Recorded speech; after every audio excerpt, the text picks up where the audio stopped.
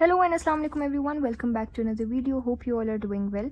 आज हम डिस्कस करेंगे पाकिस्तान स्टडीज़ के इंपॉर्टेंट शॉर्ट एंड लॉन्ग्स। मैं सिर्फ आप लोग को इंपॉर्टेंट टॉपिक्स बताऊंगी और वो बेसिकली शॉर्ट्स एंड लॉन्ग्स दोनों के लिए इंपॉर्टेंट आप लोग उसको कंसिडर कर सकते हैं। And a disclaimer just before I start this video, इस वीडियो में जितने भी इंपॉर्टेंट टॉपिक्स मैं डिस्कस करने वाली हूँ वो टॉपिक्स हैं जो आई पर्सनली थिंक के इंपॉर्टेंट है। ऐसी कोई सर्टिफिकेशन नहीं है, ना ही कोई कंफर्म है कि यही आएंगे या यही इंपॉर्टेंट है। This is what I think is important और मैं वो बस आप लोगों से शेयर कर रही हूँ जो कि मुझे पर्सनली लगते हैं इंपॉर्टेंट हैं और मैं उसको खुद भी ज़्यादा इंपॉर्टेंस दूंगी और मैं वही आप लोगों से शेयर कर रही हूँ। So this is not with 100% surety कि आप बस इसी को फॉलो करें। And I do not recommend कि आपसे वही टॉपिक्स करके जाएं, आप सारा करें, क्योंकि पाकिस्तान स्टडीज़ का पेपर कभी भी मुश्किल नहीं होता। पाकिस्तान स्टडीज़ का सिलेबस ज़्यादा होता है, मसला ये है। पाकिस्तान स्टडीज़ का पेपर आसान होता है, लेकिन अगेन पेपर को करने के लिए और आसान लगने के लिए ज़रूरी होता है कि आपने सारा सिलेबस किया हो या एटलीस्ट आपने 80 to 90% सिलेबस कवर किया हो।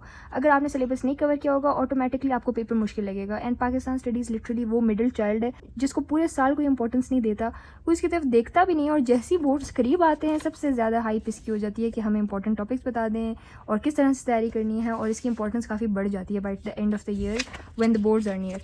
चैप्टर नंबर 1 एंड 2 से स्टार्ट करते हैं। अच्छा, पहले जो 2 चैप्टर्स हैं ना वो मुझे बहुत इंपॉर्टेंट लगते हैं, क्योंकि इसमें सबसे पहले तो ये 2 नेशन थ्योरी वाला है, ये बहुत इंपॉर्टेंट है, ideology and 2 nation theory. Longs and shorts दोनों के लिए इंपॉर्टेंट है, और अगर इससे लॉन्ग ना भी आया तो आई थिंक कि इससे शॉर्ट तो ज़रूर आएगा, क्योंकि ये बहुत इंपॉर्टेंट टॉपिक है, क्योंकि this is the foundation of Pakistan, ये सबसे इंपॉर्टेंट चीज़ है। तो आइडियोलॉजी वाला ये सारा जो चैप्टर है ना, ये पर्सनली आई थिंक कि बहुत इंपॉर्टेंट है। और ये पहला पूरा chapter this is very important, and दूसरा भी चैप्टर नंबर 2 भी पूरा बहुत इंपॉर्टेंट है। उसके बाद से मैं आप लोग को टॉपिक्स बताने शुरू करूँगी, लेकिन ये जो पहले 2 चैप्टर्स हैं ये बहुत ज़्यादा इंपॉर्टेंट हैं। पॉलिटिकल डेवलपमेंट इन पाकिस्तान और आइडियोलॉजी बेसिस ऑफ पाकिस्तान, ये first 2 chapters are very important. आपने और करने हैं या नहीं करने, ये 2 चैप्टर्स आपने पूरे के पूरे करके जाने हैं। लॉन्ग्स के लिए भी शॉर्ट्स के लिए भी इसकी अच्छी इंपॉर्टेंस है, बहुत ज़्यादा इंपॉर्टेंट है, और ये चीज़ें हम रिपीटेडली 8, 9, 10 से पढ़ रहे हैं। सो आई थिंक कि ये आप लोग के लिए बहुत मुश्किल भी नहीं होगा इसकी तैयारी करना। So make sure to do both of these chapters thoroughly. ये 2 चैप्टर्स आपने कम्प्लीटली अच्छे से करने हैं। फिर हमारे पास आ जाता है चैप्टर नंबर 3। इसमें मैं आपको इंपॉर्टेंट टॉपिक्स बता देती हूँ। अगेन ये शॉर्ट्स लॉन्ग्स दोनों के लिए हैं, अलग अलग से मैं नहीं बताऊँगी, सिर्फ मैं इंपॉर्टेंट टॉपिक्स मेंशन करूँगी। सबसे पहले तो लोकेशन ऑफ पाकिस्तान, और ये सिग्निफिकेंस जो है ना, जोग्राफिकल लोकेशन जो पाकिस्तान की है वो किस तरह बाकी जगहों को भी इंपॉर्टेंट है और किस तरह इसकी इंपॉर्टेंस क्या है। तो पहला टॉपिक जो है ना, एडमिनिस्ट्रेटिव मैप ऑफ पाकिस्तान, जो कि यहाँ तक जा रहा है, ये पॉलिटिकल इधर तक जो जा रहा है, ये सारा इंपॉर्टेंट है। उसके बाद हमारे पास आ जाते हैं ये सिटीज़ की इंपॉर्टेंस। इसको अगर आप रीड भी कर लेंगे तो ये इनफ होगा, ये इतने ज़्यादा मुझे नहीं लगते कि इससे ज़्यादा आएगा। आप इसको रीड भी कर लें और अगर इससे रिलेटेड क्वेश्चन आ भी जाए तो आई डोंट थिंक कि ये किसी भी बच्चे के लिए इतना मुश्किल होगा, क्योंकि लाहौर की इंपॉर्टेंस, पाकिस्तान के हर शहर, बड़े शहरों की इंपॉर्टेंस इसमें गिवन है, और वो अगर आपने नहीं भी पढ़ा हुआ होगा तो वो आपको आता होगा। इसको बस रीड कर लें। जो पहला टॉपिक है उसको आपने थॉरोली करना है, वो इंपॉर्टेंट है, और इस तरह के जो मतलब नंबर्स दिए हैं बस उसको अच्छे से रीड कर लें। बाकी ये सारा रीड कर लें। ग्लोबल वार्मिंग, उसके कॉजेज़, उसके डिसएडवांटेजेस और क्या क्या उसकी वजह से नुकसानात होते हैं, वो हम लोग बचपन से साइंस में पढ़ते आ रहे हैं, तो वो आपको आता ही आता है। ये सिर्फ रीड कर लें एमसीक्यूज़ के लिए, ये वाला पैराग्राफ। बाकी ये आपको आता है, अगर ये लॉन्ग शॉर्ट जिसमें भी आ गया ये आप कर सकते हैं। ये सारे आप सिर्फ रीड कर लें। ये जो मैं आपको इंपॉर्टेंट नहीं है, जो मतलब इतने इंपॉर्टेंट मुझे नहीं लगते, वो इसलिए क्योंकि वो हमें ऑलरेडी आते हैं, वो पेपर में आ सकते हैं। ये नहीं है कि वो आएंगे ही नहीं, उसको वो रीड करना है। जो इंपॉर्टेंट टॉपिक्स मैं बता रही हूँ उसको तो डेफिनेटली याद ही करें, और जो बाकी हैं उसमें आपने ऐसी रीडिंग करनी है 1-2 दफ़ा कि अगर उससे एमसीक्यूज़ आ जाए तो आप इजीली एमसीक्यू अटैम्प्ट कर सकें। ये जैसे हैं, इसमें बहुत सारे इंपॉर्टेंट अर्थक्विक्स हैं, ये इंपॉर्टेंट पैराग्राफ है ये वाला। उसके बाद हमारे पास आ जाता है यूजेस ऑफ फॉसिल फ्यूल्स, ये हम सबको ऑलरेडी पता है, और इफेक्ट्स ऑफ ग्लोबल वार्मिंग, ये ग्लोबल चेंजेस, ये ऑलरेडी, ये सारी चीज़ें आपको ऑलरेडी पता हैं। फिर उसके बाद ये आपका डिज़ास्टर मैनेजमेंट साइकिल जो है, ये आई पर्सनली थिंक थोड़ा इंपॉर्टेंट है। उसके बाद ये बस दैट्स इट। बाकी आपने रीडिंग करनी है। इसका पहला टॉपिक कर लें, वो जो 2-3 पैराग्राफ्स मैंने आपको बताए वो रीड कर लें अच्छे से, और बाकी आपने रीडिंग करनी है।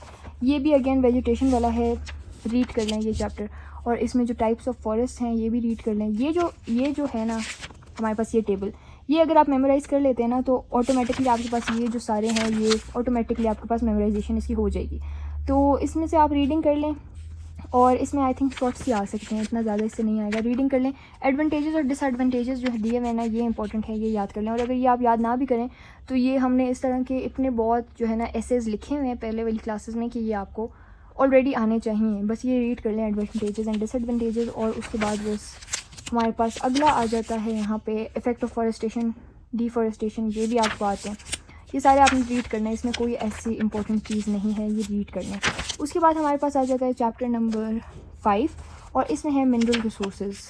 ये कहाँ कहाँ होते हैं, अगर आप एक अपने लिए शॉर्ट नोट्स टाइप बना लेना, मतलब जैसे फॉर एग्जांपल आप गोल्ड का लिख लें या कॉपर का लिख लें, आप अपने उस नोट्स में कॉपर लिखें, कॉपर के आगे सेंदिक एंड रेकोडिक लिख लें और आगे लिख लें बलूचिस्तान, तो आपको ऑटोमेटिकली याद हो जाएगा, बस ये 3 वर्ड से याद हो जाएगा कि ये कहाँ कहाँ प्रेजेंट होते हैं। और उसको फिर अगर आप बैक टू बैक हर 1-2 दिन बाद देखते जाएंगे तो आपको वो ऑटोमेटिकली याद हो जाएगा कि कॉपर कहाँ पे है, गोल्ड कहाँ पे है, ये सारी चीज़ें कहाँ पे हैं, और आप सेंटेंस फॉर्मेशन खुद कर सकते हैं।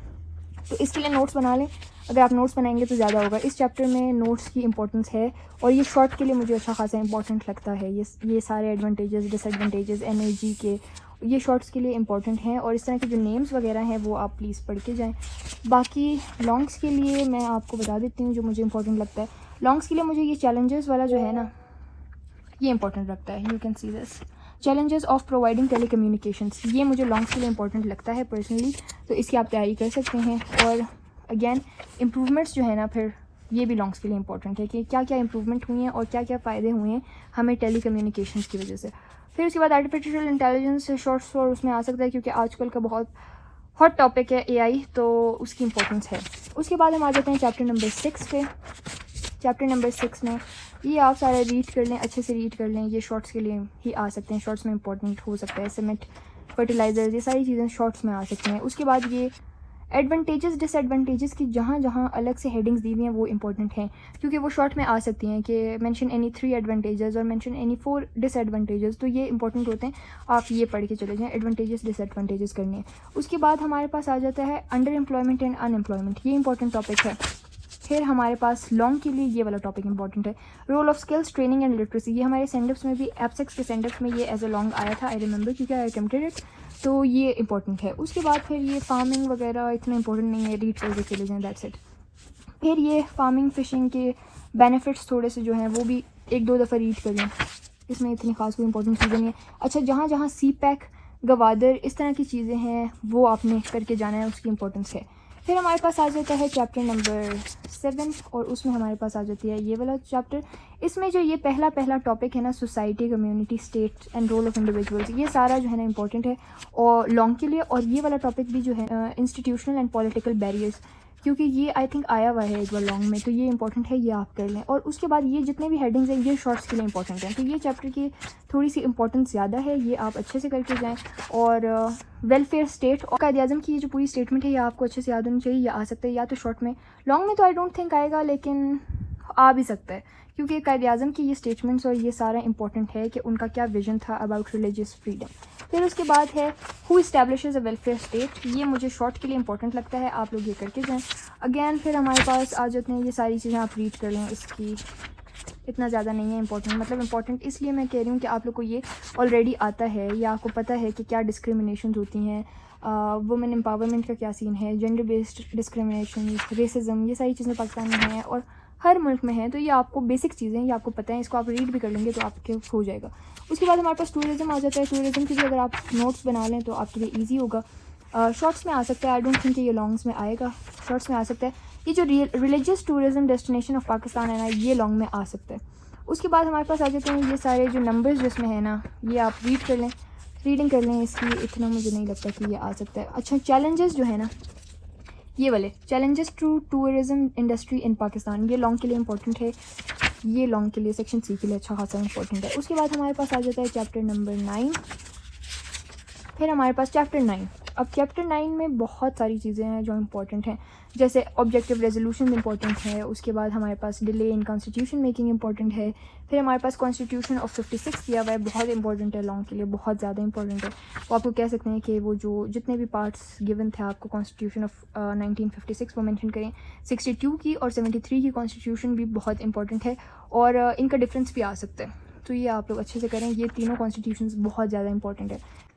फिर उसके बाद ह्यूमन राइट्स भी इंपॉर्टेंट है, जो पाकिस्तान की कॉन्स्टिट्यूशन में है और जो यूनाइटेड नेशंस ने डिक्लेयर की हुई है। और ये वाला जो टॉपिक है ना, ये मुझे बहुत इंपॉर्टेंट लगता है, क्योंकि इसमें जो है ना कनेक्शन दिया हुआ है कि आप सल्लल्लाहु अलैहि वसल्लम के दौर में और पाकिस्तान की कॉन्स्टिट्यूशन में और यूनाइटेड नेशन के जो ह्यूमन राइट्स हैं वो कैसे कनेक्टेड हैं आप सल्लल्लाहु अलैहि वसल्लम के बताए हुए तरीके से, और उन्होंने जिस तरह हमें बताया था कि क्या क्या रूल्स और राइट्स वो बताए थे वही हैं, और this is not a coincidence, और ये सारी चीज़ें इसमें एक्सप्लेन किया। ये बहुत इंपॉर्टेंट टॉपिक है। उसके बाद फिर ये वाली चीज़ें आप रीड कर लें, और बाकी ये जो टेबल्स हैं ये आप अच्छा होगा कि अगर मेमोराइज़ कर लें, क्योंकि ये नंबर्स इंपॉर्टेंट होते हैं तो ये MCQs में आ सकते हैं। फिर हमारे पास आ जाता है अमेंडमेंट्स मुझे लगता है लॉन्ग के लिए इंपॉर्टेंट है, क्योंकि वो आपसे पूछ सकते हैं कि अभी तक 1973 के कॉन्स्टिट्यूशन में क्या क्या अमेंडमेंट्स हुई हुई हैं, तो ये सारी वो अमेंडमेंट्स हैं, तो ये मेमोराइज़ कर लें तो अच्छा होगा। फिर हमारे पास ये जो लास्ट के जितने भी टॉपिक्स हैं ना, इसमें हेडिंग्स वाले बहुत हैं, तो मुझे लगता है लॉन्ग्स इससे बहुत आसानी से बन सकते हैं, क्योंकि जिन टॉपिक्स में हेडिंग्स बहुत होती हैं ना उससे लॉन्ग्स बनाने बहुत आसान होते हैं। यहाँ पे duties of as a citizen, इसको आप रीड भी कर लेंगे एक दो बार तो आप अपने ओन वर्ड्स में लिख सकते हैं। हेडिंग्स याद कर लें, हेडिंग्स याद कर लेंगे तो आपसे ईजी हो जाएगा। फिर ये जो है ना UN declaration of human rights, ये पूरा मुझे बहुत इंपॉर्टेंट लगता है। इसके अच्छे खासे 30 पॉइंट्स हैं और ये बहुत इंपॉर्टेंट है, ये अच्छा खासा इंपॉर्टेंट है। और इसी तरह से जो चिल्ड्रन राइट्स हैं वो भी इंपॉर्टेंट है। चाइल्ड लेबर में ये जो पॉइंट्स गिवन है ना, ये 4 पॉइंट्स, ये मुझे शॉर्ट्स के लिए इंपॉर्टेंट लगते हैं, एंड अगेन ये भी 4 पॉइंट्स शॉर्ट के लिए इंपॉर्टेंट है। फिर हमारे पास आ जाता है ह्यूमन राइट्स अंडर 1973 कॉन्स्टिट्यूशन, ये वही सेम है जो पीछे भी आपने पढ़े हुए हैं, तो अगर आप वो अच्छे से एक बार याद कर लेंगे तो ये ऑटोमेटिकली आपको याद हो ही जाएंगे। फिर हमारे पास ये सारा आप रीड कर लें, एनिमल फ्रीडम राइट्स, ये सारा रीड कर लें, ये सारा रीडिंग कर लें आई थिंक। उसके बाद ये इंपॉर्टेंट है, चाइल्ड हीरोज़ इन पाकिस्तान, ये सारे इंपॉर्टेंट हैं। आरफा करीम, इकबाल मसीह एंड एतजाज़ हसन, ये तीनों बहुत इंपॉर्टेंट हैं, ये लॉन्ग्स में आ सकते हैं। फिर अगेन ये रीड कर लें, रीडिंग कर लें अच्छी से 2-3 बार। उसके बाद case studies of women role model, ये भी बहुत इंपॉर्टेंट है, साइमा बेग, सना मीर एंड मरियम मुख्तियार, तो ये तीनों अगेन इंपॉर्टेंट है। फिर उसके बाद यहाँ पे ये आप रीडिंग कर लें इसकी, और ये सारा भी रीड कर लें। राइट ऑफ डिसेबल पर्सन हो सकता है शॉर्ट में आ जाए तो इसकी रीडिंग कर लें। फिर हमारे पास इंपॉर्टेंट टॉपिक्स में आ जाता है पाकिस्तान फॉरेन पॉलिसी, ये बहुत इंपॉर्टेंट है। ये वाला जो टॉपिक है ये मुझे बहुत इंपॉर्टेंट लगता है, क्योंकि ये पाकिस्तान से रिलेटेड है और पाकिस्तान की फॉरेन पॉलिसी के बारे में, और इसकी प्रॉपर 12 हेडिंग्स हैं, तो प्रॉपर 12 हेडिंग्स हैं तो मतलब ये बहुत आसानी से लॉन्ग में आ सकता है। अगर 6 मार्क्स के लिए भी आए ना तो 1-2 हेडिंग्स पर मार्क आ सकती हैं। फिर उसके बाद ये हमारे सारे रिलेशंस हैं, रिलेशंस का यही आप कर सकते हैं कि आप इसके नोट्स बनाएं, शॉर्ट करके नोट्स बनाएं, और इसको वर्ड टू वर्ड अगर ना याद करें तो ये है कि आप इसके शॉर्ट्स बना लें, नोट्स बनाएं और उसकी स्टेटमेंट्स फिर आप खुद डेवलप कर सकते हैं। ये वाला जो चैप्टर है ना ये बगैर नोट्स के आई डोंट थिंक कि हो सकता है, क्योंकि इसको वर्ड टू वर्ड याद करना बहुत मुश्किल काम है। हर किसी के साथ जो रिलेशंस हैं वो आप नोट्स बना लें तो बेहतर है। स्पेशली आप जो इम्पोर्टेंट है ना, इम्पोर्टेंट रिलेशन हमारा चाइना के साथ है, अफ़गानिस्तान, इंडिया, अमेरिका, चाइना, ये 4-5 रिलेशंस बहुत इंपॉर्टेंट हैं, इसको अच्छे से याद करें। बाकी भी हमारे बहुत लोगों के साथ रिलेशन है, फ्रांस, जर्मनी, टर्की, इटली, इनकी इतनी ज़्यादा बात नहीं होती, स्पेन वगैरह, ये सारे जो है ना उनके इंडिया के साथ, अफ़गानिस्तान के साथ, अमेरिका के साथ और चाइना के साथ जो रिलेशन हैं वो बहुत इंपॉर्टेंट है। फिर हमारे पास आ जाता है यहाँ पे लास्ट में Kashmir conflict is very important. On going topics जितने भी हैं ना वो इंपॉर्टेंस रखते हैं। उसके बाद हमारे पास आ जाता है लास्ट चैप्टर, पहला टॉपिक जो है, this is very important for section C, क्योंकि इसके अगेन बहुत सी इंपॉर्टेंट चीज़ें हैं इसमें। उसके बाद हमारे पास ये इश्यूज़ वाला आ जाता है सीरिया वगैरह का, इसमें भी आप अगर नोट्स बना लें, नोट्स को रीड कर लें तो आपको थोड़ा सा पता चल जाएगा कि अगर शॉर्ट में आ जाता है तो आप लिख सकते हैं। ये आई डोंट थिंक इससे लॉन्ग्स नहीं आ सकते, ये बहुत शॉर्ट पैराग्राफ्स हैं, इसमें आई डोंट थिंक के लॉन्ग्स आ सकते हैं।